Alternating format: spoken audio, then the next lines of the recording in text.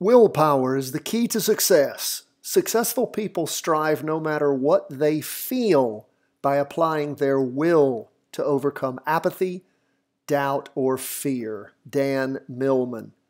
And that point by Dan is extremely important. It doesn't matter how you feel.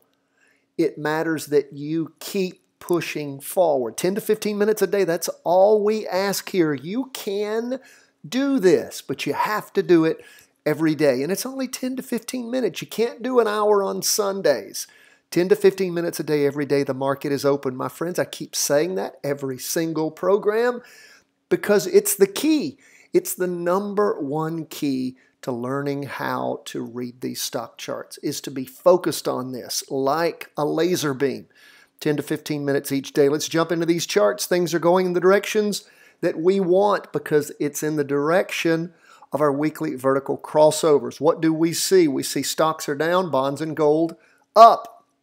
Stocks are down big. Bonds and gold are up big. Now, the problem that we immediately see when we glance at the chart on the S&P 500 is the wick on the bottom of the candle this week has not plumbed below where it was the prior week. We want to reach those lows and move past them. Haven't done that yet.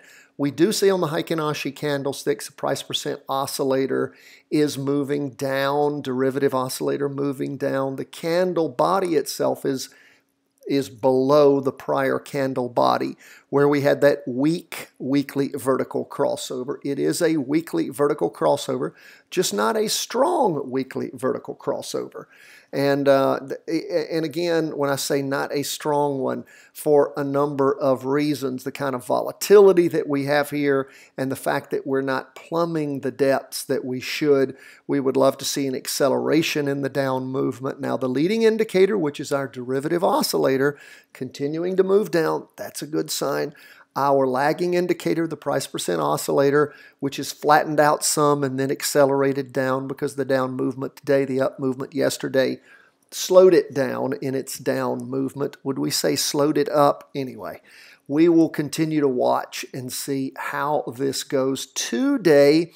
And again, we had that inherent weakness there on Tuesday and Wednesday. Now, for the first day of the latest two-day candle, Thursday, we do have a nice down candle, not like those three big ones representing those 6 days. And they weren't all down days, but 3 big down candles. We would like to see a bigger down candle. We'll see what the market does on Friday. Now, don't be surprised that the powers that be might release something to try to drive the market up going into the weekend. I'm hoping that's not going to happen. I want to see it continue to drive down, and I want us to go lower than we did back on the lowest candle back on Monday. We haven't plumbed that depth yet. I say Monday. That represents Friday and Monday. Monday, I believe, was an up day. Anyway, what do we see on the price percent oscillator moving down? Derivative oscillator about steady. So again, we'll continue to watch, see what there is to see there. 4-hour chart, this is what I want you to pay attention to, and this would be beautiful if it happens. That is going into the weekend.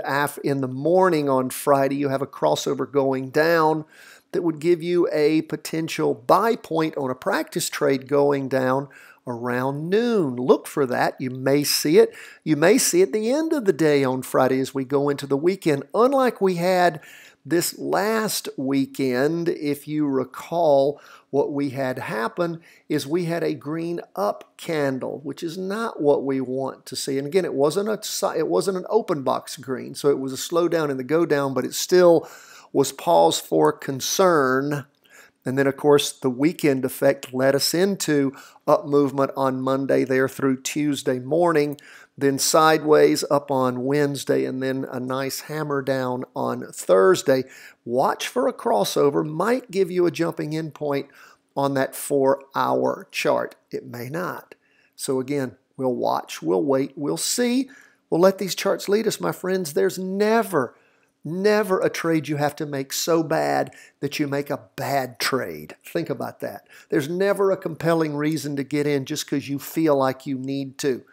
You feel like you need to, you're going to catch a falling knife and cut yourself. Don't do that. Okay, Let's move now to the Qs. Oh, by the way, S&P 500 down 3.31%.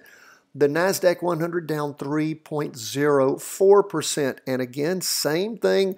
We haven't reached anywhere near the drop. I'm just moving the weekly vertical crossover line out of the way. It hadn't reached anywhere near the low on the NASDAQ so far this week that we did in the prior week. Nice to see a red down candle. The body's a little lower than the prior body. Price percent oscillators heading down. Derivative oscillators gaining downward momentum. Go to the 2-day chart. 2-day chart's a little bit more energy. And again, a red spinning top. Solid red. Indecision tending down. But again, that's not super strong. I'd like to see, a solid red body. No wick on top and a nice wick on the bottom. Plumbing lower than the wick back on the 2nd of March. We don't have that, so we want to see that. Now again, it's just first day of the latest 2-day candle. Maybe it'll be a good down day and things will go our way. What do we see happening? Well, we had that crossover going up back in the morning on Wednesday, down a little in the morning on Thursday, down more in the afternoon. If you see that 4-hour chart crossover, if it does, could be an up day on Friday, but if it does, look for an opportunity to jump in on a practice trade. Remember, we're not a stock calling service. We're an education firm. I want you to practice with us. Now we're going to leave stocks, go to bonds.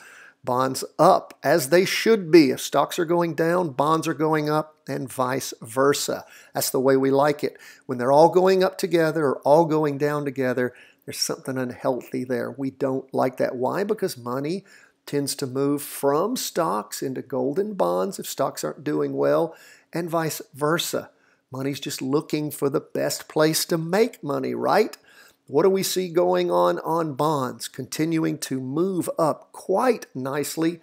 We see the price percent oscillator continuing to move up as it has been now for going on into the 3rd week, which is beautiful as far as the price percent oscillator continuing to just move up at a steady pace. Derivative oscillator gaining upward momentum, reaching a higher high. Candles also higher. Wick itself is higher. That's good to see. Go to the 2-day chart. What do we see there? Well, the first day of the latest 2-day candle not reaching as high as it had back on the 2-day candle ending the 4th. That represents Monday and Tuesday. So we'd like to see more there. We're going to go ahead and redraw our 2-day trend line. Can we get 3? No, we really can't. Not very well. So we'll do what we can. Prices, of course, above the weekly and the 2-day. Derivative oscillator gaining upward momentum. Price percent oscillator moving up at a higher angle. That's good to see. Remember, the number one indicator is our price percent oscillator. That is, and I'll put that training about what the price percent oscillator is at the end of today's video, along with the link where you can purchase our book. You'll see 2 videos there at the end. And again, if you're not a subscriber to our YouTube channel, please help us out. Subscribe there. And of course, if you want to get all the special trainings we have, this is day 3. 3rd part of options training. It is for free in the show notes. Have to be a subscriber at chartingwealth.com. Go sign up there for free. What do we see on the 4-hour chart when it comes to bonds? Now, this is interesting. The derivative oscillator still negative and gaining more downward momentum, even though the price percent oscillator is pulling away. That is interesting. The leading indicator is negative. The lagging indicator is positive. Now, we go by the lagging indicator more because it just tends to be more accurate. It is our primary indicator, and we see up in the morning, up more in the afternoon. Very interesting that the derivative oscillator still negative. So we'll just continue to watch, and of course, it's beautiful. You had that 4-hour crossover back on the 18th. It was weakening on us. It's weakened a few times along the way, but just keeps going up, up, up. And you've noticed that even when stocks have gone, I believe we were negative yesterday, but I believe Monday and Tuesday, we were positive, even though Monday was a positive day, Tuesday a down day, Wednesday an up day, Thursday a down day. This is for stocks.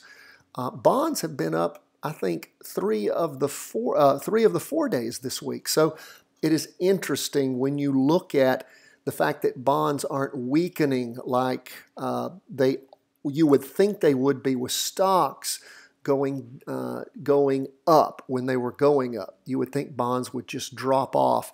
Really haven't tended to do that. Why? Because perhaps there are no legs behind those stocks. That's where we are as far as bonds go. Lastly, we go to gold. Gold up nicely, 2.16% for the day. And we're going to go to the weekly chart first. And again, same thing here. We've got, and again, what weird candles we have here. We got all these little wicks on the bottom for the last 2 weeks and wicks on the top. Haven't reached a higher high as we did this last week. That price percent oscillator spiking up even as the derivative oscillator loses momentum. Go to the 2-day chart, and again, check this out. We see on the 2-day chart a nice first day of the latest 2-day candle spiking up after a spinning top previously. Price percent oscillator going up, derivative oscillator gaining downward momentum. I can tell here it's from a big down candle representing Friday and Monday. Friday of last week, Monday of this week. Unlike with bonds, I don't know how that's happening. But again, continuing to gain downward momentum. But nonetheless, price percent oscillator going up, candle going up, but still not reaching a higher high. The high was back on the 2-day candle on Tuesday, the 25th of February last month. So continue to watch gold, see what it does. Of course, we had the 4-hour crossover going up on gold. We told you about that yesterday. Ask how many of you were looking at it. It was weak, of course. The derivative oscillator was still negative. We had a red open box candle, not a solid red down candle, but a slowdown in the up movement at the end of the day. But nonetheless, gold popped up in the morning and the afternoon. Those of you who jumped in were rewarded for your practice trade there, at least as far as what things did today in one day, 2.16%. So that is where we are, my friends. It is a rock and rollin' market, and I hope you are following it every day, practice trading, learning. This is a time to get lots of great experience when you see the kind of volatility we have here. And what do you learn over and over and over? That the big trends continue to prove themselves. They continue to prove themselves. All things being equal, the market tends to move in the direction of the largest chart. Now again, it's wacky, not saying it's not wacky, not saying it's not scary, not saying it's not dangerous, but that's what practice trading is all about, is learning when you can take those dangers and how to deal with them. And the size of your trade has so much to do with it. Not telling you not to get in the market in your practice trades, but you can lower the size of your trade and thereby lower your risk. I'm going to do a special training on that. I'm going to try to do it tonight or tomorrow. By the way, if you're in the Charlotte area, you're attending the TC 2000 training on Friday and Saturday, I will be there, and I can't wait to meet you. And don't forget, Patreon members, we have our special Patreon training next Wednesday. God bless, my friends. All the best from the whole team at Charting Wealth World headquarters.